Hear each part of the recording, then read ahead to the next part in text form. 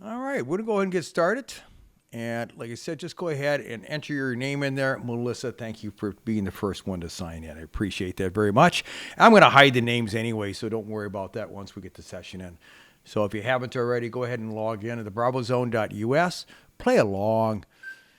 That's what makes it interactive. It's a new concept in education. I ask questions and you answer the questions. By the way, you can sign in any time during the session. You can change your answers. You can, up until the point I submit the responses. So again, if you haven't joined in yet, you can do it any time during the session and you can join us. All right. I like to run things on a very tight ship. I've got my timer going here for 30 minutes, and I want to leave some time at the end for some Q&A. Also, Aaron is on the line here as a co-presenter, and if something technical goes wrong, the last time I did this, lost power right at the last 2 minutes of the session. So Aaron's in reserve if necessary, and she will be the moderator. Any questions you can ask anytime during the session. So again, go ahead and sign in if you haven't already. Appreciate it, and let's go ahead and start the session. One of the things that really helps, though, is having a few at least answer questions, because I'm going to show a lot of examples within this session. So I'm going to go ahead and start the session. And I'm going to go ahead and hide the leaderboard, so your names won't even show up on the screen here. Well, this presentation is on tricks and best practices on using games to teach. Now, just some housekeeping thing here. I'm actually using a platform within the Bravo Zone that's it's called Tally. I like Tally because it allows me to give information in a specific way, and I can use more slides or PowerPoint slides within this presentation, and I ask a few questions here and there. My goal primarily is to kind of show you some examples of how you can use questions and content to really use a game format to deliver content. My name is John Dillon, and my background is quite varied. I've been an educator for almost all my adult life, a paramedic for 41 years. I just retired back in February, and I still do some medicine, but really kind of part-time and a lot less stressful than it used to be. I'm also the founder of C3 SoftWorks, and you may kind of wonder, how does a paramedic get in the graphics and all that? It really became because of being an educator. And I found myself always trying to find unique ways to make my education more engaging. Now, that's a tagline in our videos. And I also do all the video tutorials at C3. But really, I kind of really taken that to heart. And I'm going to just kind of talk about my journey a little bit, but I'll also want to make sure I show you some examples of how I use questions to deliver content. But since I had you log in, just kind of go ahead on the map, just kind of pick out where you're from. And if you're outside the country, just pick the white. Now, by the way, just the little things here. If I hover over here, I can see who has not responded. So the names up here show those who have not responded. And once the gauge is full, then I know I have 100% of the responses in. I'm going to go ahead. And some of these questions, I'm just going to kind of move through it pretty quickly so we don't spend a lot of time waiting for people. All right. So we see people from all over. I'm from Minnesota, and good afternoon to those of you on the East Coast, and good morning to those in California. So I'm going to ask some questions here just to kind of get to know you a little bit. Are you currently using the Bravo Zone? And if you don't know what the Bravo Zone is, probably the answer is no. And it doesn't make any difference if you are or not. So 50% of you, at least that answered, are no. And that's fine. Doesn't make any difference. This is really about the science and the concepts of how you can use game formats to teach. I got one other question for you. I'd like to know who I'm speaking to a little bit. Now, you can pick more than one answer here, but pick the answer that best suits you. And I've done this, I kind of haven't done a webinar for many, many years, but I pretty much know what the answer is going to be here.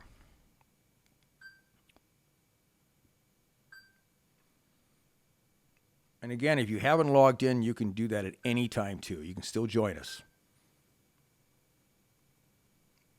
All right. So 50% of you said serious teaching tool. 50% is a good review device. Okay, hopefully I'm going to change that a little bit here.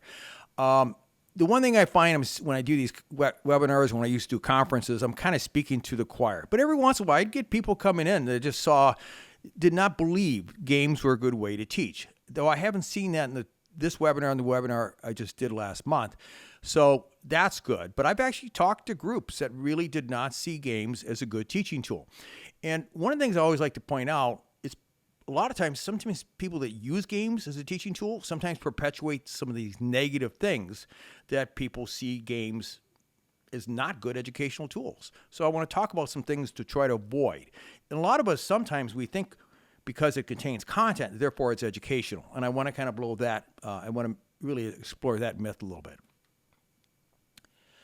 So my journey of using games, I'm really condensing this down. My background is public safety, and I've taught in public safety almost my whole adult life. I'm going to talk about a specific group. Maybe you have your own specific group that's very tough to teach. Well, police officers, I love teaching them. So I'm going to first of all say that, but it's like teaching kindergartners. I constantly had to engage them in the classroom just to get my point across. And they were very cynical. They did not want to be there.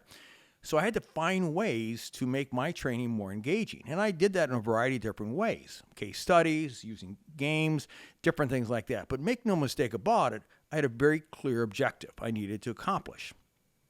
But the one thing I did learn with teaching police was it helped define me as an instructor, because it was such a tough group to please.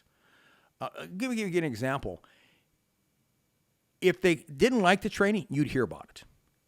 But if you got somebody come up after the class and go, that wasn't bad, that's like a standing ovation. So when I started teaching in the college and teaching in industry, I was so used to teaching this tough group that I really excelled in these other areas. And I really thank law enforcement for helping me develop that skill set. All right. So here's a question. It may on the surface seem like it's trivial, but every single question I have in here, depending on what I'm teaching, has a teaching point. So there's a big term now lately, and Aaron, who's on board, has written many blogs on gamification. But really the beginning of gamification really started in 1964. That's when Jeopardy first debuted. Now, you may say that doesn't really make sense, but all of us, I'm a little bit older. I've seen iterations of Jeopardy in many different training platforms before computers, etc. So I've seen it done in training sessions because people liked it. It was a good way to try to find something different to teach. But I have a question for you here. How many questions are asked in an episode of Jeopardy? And if you just want to type it in the chat window, that's fine too.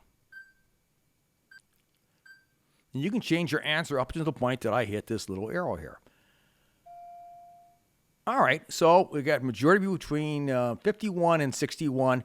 The correct answer is actually 61.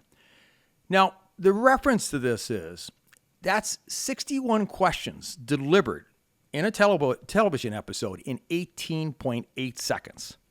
Very, very scientific. In fact, all they did with the question is they would you form the answer in the form of a question, and the only thing they would talk about with that question is if you got it wrong, they would give the correct answer and they move on. It's very fast-paced, but we got to keep this in mind. And here's one of my first key teaching points. When you're going to use a game format, you really have to identify what your objective is. I don't care if you're doing PowerPoint or any type of content. You got to have clear objectives. And really one of the mistakes people make with games is they really want to make it like a television show. Well, I'm going to share some experience I've had with this. If my goal is to teach, then how I build a session is going to be totally different than if I'm going to do this for entertainment. And I've gone to conferences and been asked to do a game as an entertainment concept, like for a dinner or something like that. And how I build that game is much different. If I'm doing it for education, then I'm going at it at a different point. And I'm going to show you some examples here in just a minute. So one of the biggest mistakes that instructors make is they get caught up with, my students really loved it. They thought this, they still talk about it a year later. And then I'll say to, I remember saying to this one lady who was in a class and go, but was it educational? And this is what she said to me. And I've heard this many times. She goes, well, my game contains content. It's got educational material, so therefore it is educational.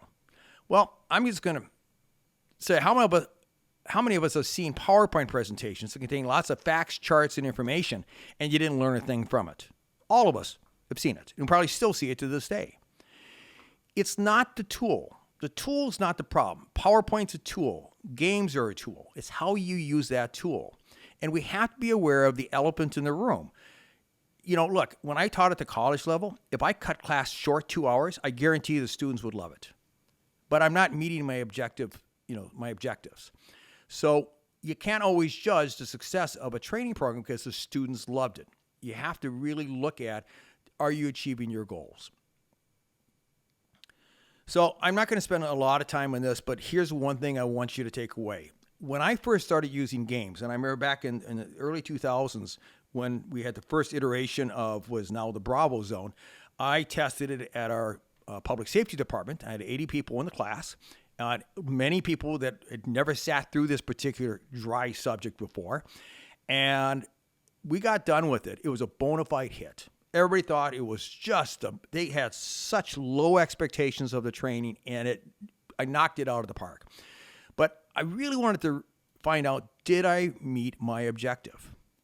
And so the next couple of days, I interviewed support staff specifically and some of the commanders. How did they feel it did on the educational pool? And I failed. I clearly failed. But the point is, it was a lot of fun. So over the next couple of weeks, the next couple of years, as I continued my journey in using games, I learned from those experiences. And one of the biggest things I learned is the more you try to play a game like a television show, not 100% all the time, you're less likely to achieve your goal. And I found that, like, we had these, in the very early days, these ringing devices, who rung in first. Well, with cops, a lot of groups, very highly competitive, these became distractors. And the one day, and how I realized is when I forgot this at home, I thought the training was just going to be flat. Well, I did the training, did round robin, turned out being the best session I'd ever done to date. And what I found is the ringing devices became a distractor. I'm not talking about audience response pads like you're responding today. I'm talking about the contest was who rung in first. It had nothing to do with the questions. So once I slowed it down and delivered the content and added preview and summary content, it became much more controlled. It was still fun. And I remember after this one session, one of the police training sergeants came to me and says, you tricked us. You came in here and you showed us broccoli, but at the end, you made them love the broccoli. They just ate it up because they really enjoyed it and they learned. So I nailed it in two fronts. And that was one of the highest compliments I've ever received. So again, how I use a game and how I use PowerPoint are very similar. In fact, the examples I'm going to show you here are from my PowerPoint lectures. And I would actually wrap my content into a game that covered the same exact content, regardless of teaching or reviewing. So one of the things that a lot of people have said is they see games more as a review tool. I actually use games to teach, and I'm going to show you an example here. The one thing that really changed everything was the interactivity.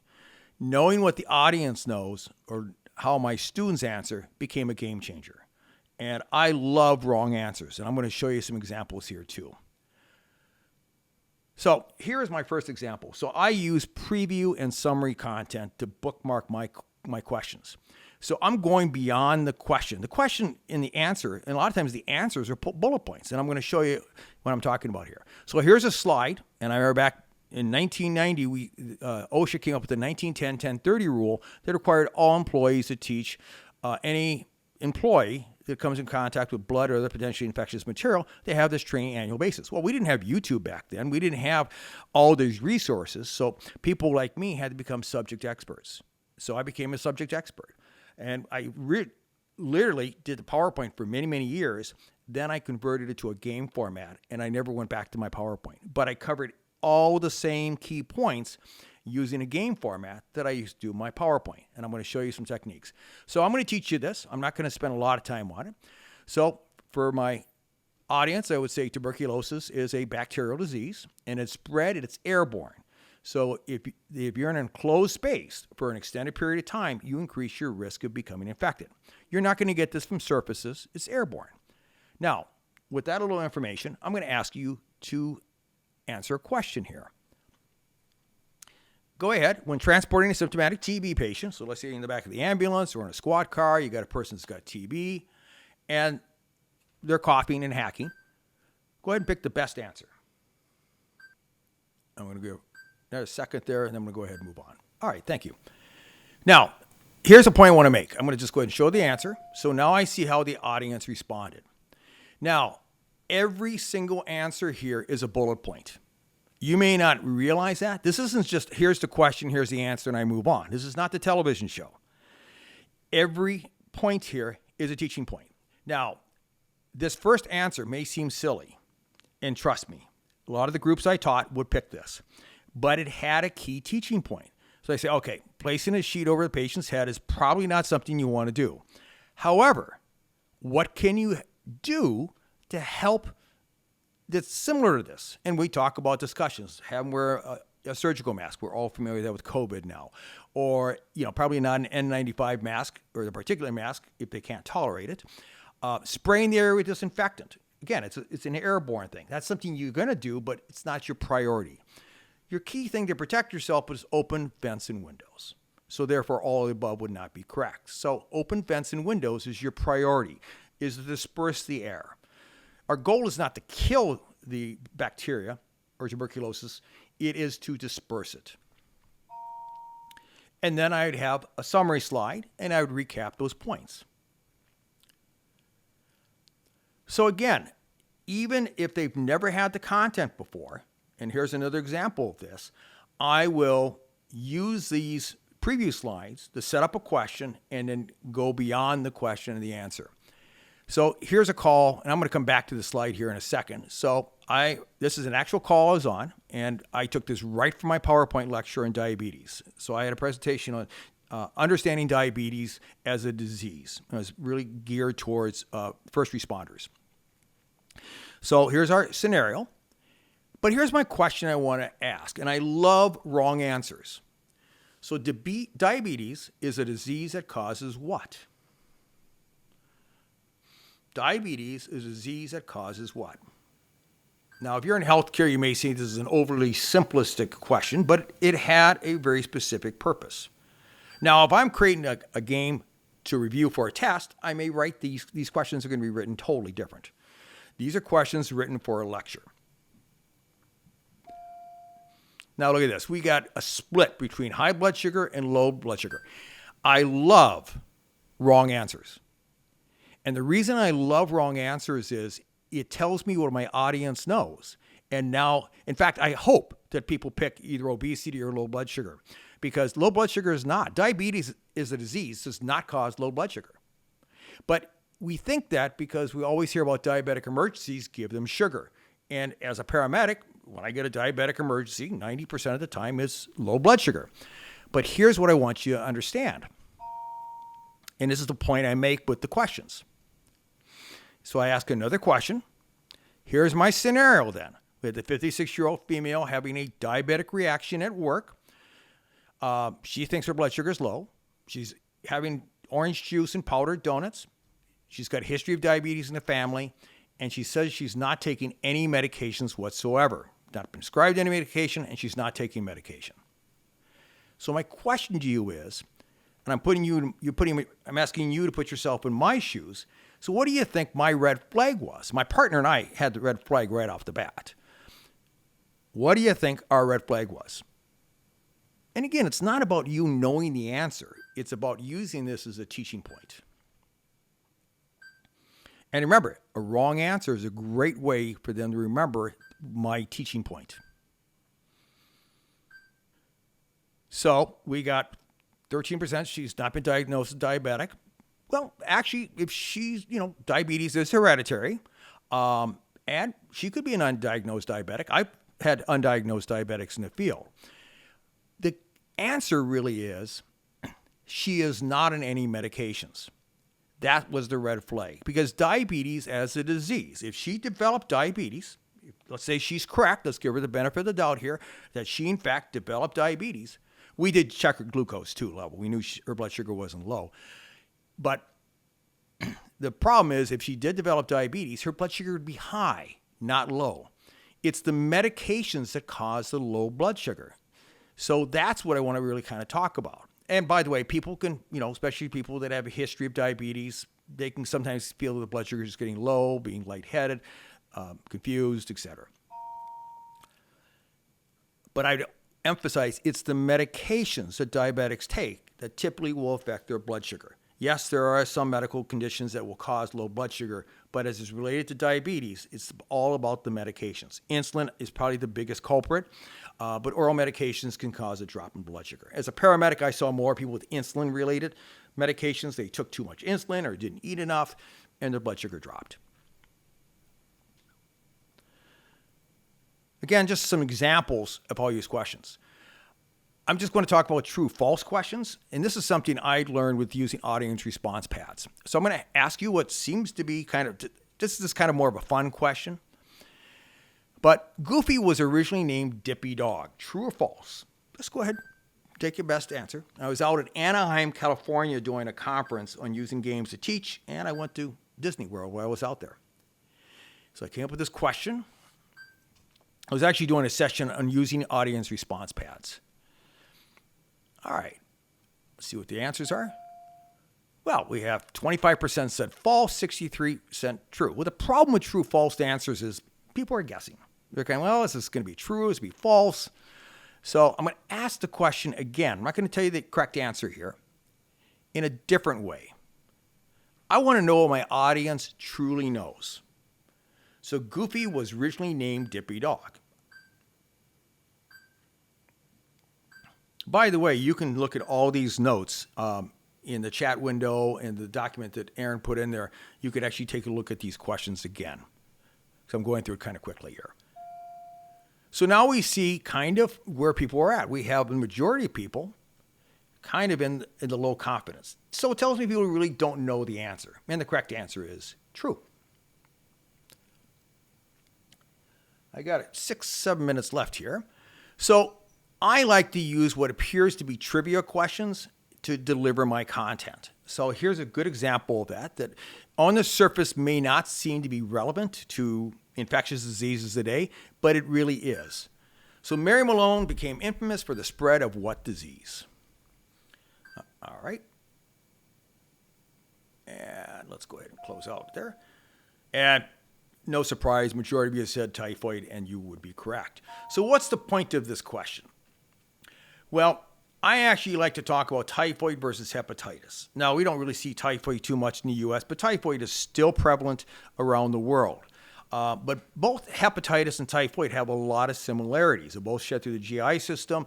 They both are most likely spread through contaminated food or water, can be transmitted from surfaces and become infected.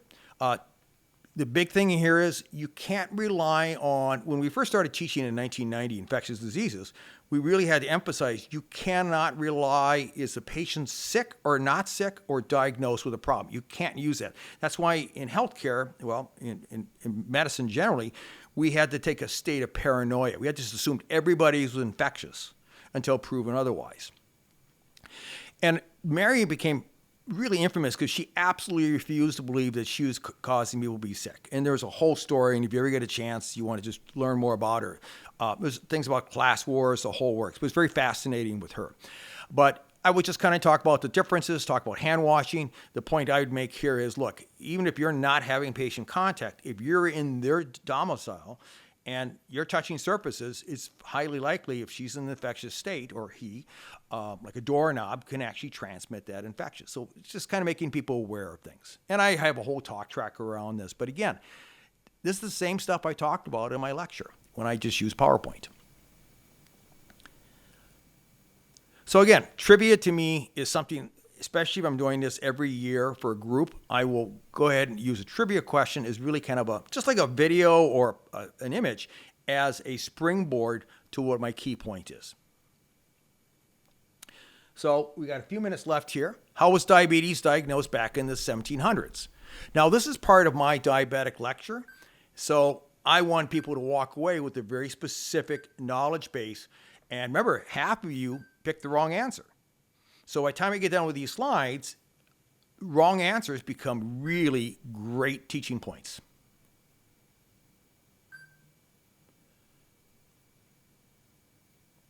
All right, let's just go ahead and show the answers here. And the actual answer is, see if ants were attracted to urine. And if you were really high in society, they actually had, you could be elevated to the tester of urine. And let's not even go there. It's too close to lunch hour. But anyway, just some interesting. It really emphasizes that diabetes is all about high blood sugar. Okay. And really what it means is diabetes, if you break it down, is Greek for siphon, to pass through, and mellitus is Latin meaning honey or sweet. So now when you walk away from this lecture, you understand that diabetes has nothing to do with low blood sugar unless you're taking medications. So just some teaching points. All right, we're wrapping down here, so I want to leave some time for some Q&A. And I went through a lot of stuff here in a very short period of time. I hope what I was able to do is show you some, just some ideas, and some of you maybe actually have your own great ideas if you've been using games a lot. But you can scan, find out more questions. If there's any Q&A, just throw them in the board. We'll take some questions now. Also, I'm going to just put in here. Oops, not that one. I'm going to just grab here. This is like my PowerPoint, but this is my presentation. And you can look at that and you can review the content. So I built this in Tally. By the way, all the slides in here I did in PowerPoint, and I just exported those as an image. And we have a tutorial. It's in the Word doc that Aaron uploaded a little earlier. You can download that and watch these tutorials and see how I did that. PowerPoint is a very powerful visual tool, and I like big text, and those are kind of some of my techniques of teaching. So regardless of using a game or not, but lots of different ideas. We have, people use this self-paced, or they can do this classroom-led. I've done a combination of both. Again, how I develop a game for instructor-led is probably different than how I create a game for self-paced. So again, everything is going to change a little bit. Any other questions? I'd love to hear some stuff. We got about a minute left in the session. Aaron, anything you want to add? Well, with that then, I kind of actually finishing kind of ahead of schedule. Go ahead and let us know what you think. Again, in the chat window, there's an email. I think we'll just go ahead and I'll put it up there again. It should be right there. And you can just download that, and it's got links in there and contact information. If you want to send us an email and share your thoughts with us or any ideas, hey, we'd love to hear from ideas, especially those that are using games a lot that works for you. We'd love to hear it. Because a lot of the stuff I talked about here is through trial and error. And I've just learned over the years and learned what worked and what didn't. All right, with that, I think we're going to close things out. And thank you all very, very much for taking time out of your Friday to join us today. Hopefully we'll hear from you. If not, good luck, and hope you always find unique ways to make your next training more engaging. And we will have this video ready in an hour to be uploaded, and you'll get a follow-up email with the link to the video as well if you want to watch it or share with coworkers. Of course, you can always reach out to us individually, and we can do a walkthrough for you as well. With that, thank you all very much.